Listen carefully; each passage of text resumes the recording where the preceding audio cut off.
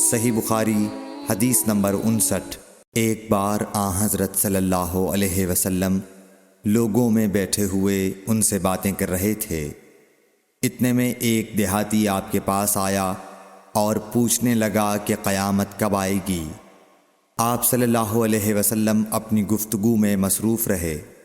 بعض لوگ جو مجلس میں تھے کہنے لگے، آپ صلی اللہ علیہ وسلم نے دیہاتی کی بات سنی لیکن پسند نہیں کی، اور بعض کہنے لگے کہ نہیں، بلکہ آپ نے اس کی بات سنی ہی نہیں۔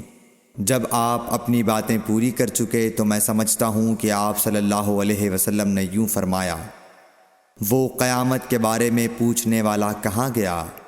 اس دیہاتی نے کہا، حضور میں موجود ہوں۔ آپ نے فرمایا کہ جب امانت ایمانداری دنیا سے اٹھ جائے تو قیامت قائم ہونے کا انتظار کر۔ اس نے کہا، ایمانداری اٹھنے کا کیا مطلب ہے؟ آپ صلی اللہ علیہ وسلم نے فرمایا کہ جب حکومت کے کاروبار نالائق لوگوں کو سونپ دیے جائیں تو قیامت کا انتظار کر۔